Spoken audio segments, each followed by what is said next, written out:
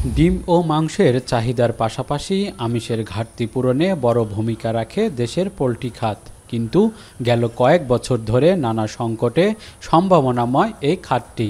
Poultry খাদ্যের দ্বিগুণ দামের সাথে যোগ হওয়া সাম্প্রতিক রাজনৈতিক পরিস্থিতিও লোকসানের কারণ হয়েছে অনেক খামারির। যেগুলো চালু রয়েছে সেগুলো খুব একটা মুনাফা করতে পারছে না। পিসে খরচ পড়েছে 220 টাকা 30 টাকা। এখানে একটা মুরগি বিক্রি এই টাকা আসেনি। মুরগি বিক্রি করতে পারি নাই, চলমান যে পরিস্থিতি সে কারণে মুরগির দামটা একটু কম। প্রায় 70-80 টাকা কেজিতে এখন আপনাদের আমাদের লস হয়ে যাচ্ছে। তার মানে 1000 মুরগিতে আমরা 70-80 হাজার টাকা এখন আমরা খামারিরা ক্ষতিগ্রস্ত হচ্ছে। নাটোর জেলায় ছোট বড় মিলিয়ে অন্তত 1000 লেয়ার ও ব্রয়লার মুরগির খামার রয়েছে।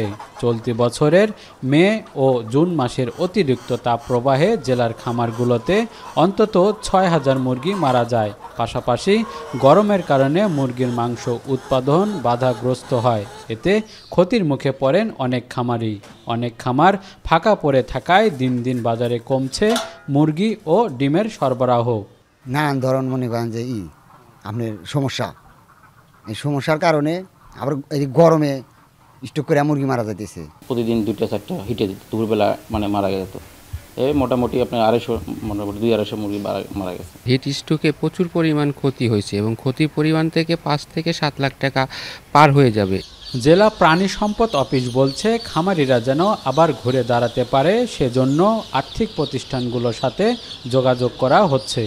যে ক্ষতিটা হয়ে গেছে সেটা আসলে পুষিয়ে নেওয়ার জন্য আমাদের দপ্তর থেকেই আমরা তাদেরকে কারিগরি টেকনোলজি দিচ্ছি এবং তাদেরকে আমরা বিভিন্ন আর্থলোক যে প্রতিষ্ঠান আছে তাদের সঙ্গে আমরা মিনিমাইজ করে দিতে চাচ্ছি তাদেরকে আমরা আবার ঘুরে দাঁড়ানোর জন্য, কারণ আসলে আমিষের তো কোনো বিকল্প নাই। আমিষের চাহিদার অন্তত 70% পূরণ হয় এই পোলট্রি খাত থেকে। যত দ্রুত সম্ভব ক্ষতিগ্রস্ত খামারিদের তালিকা করে প্রণোদনার পাশাপাশি সহজ শর্তে ঋণ দিয়ে আবারও ঘুরে দাঁড়ানোর সুযোগ করে দেবে সরকার, এমনটাই প্রত্যাশা খামারিদের। মাহবুব হোসেন, এখন নাটোর। 250-টিরও বেশি ডিজাইন অপশন নিয়ে ওয়ালটন স্মার্ট ফ্রিজ, বোঝে আপনার প্রয়োজন।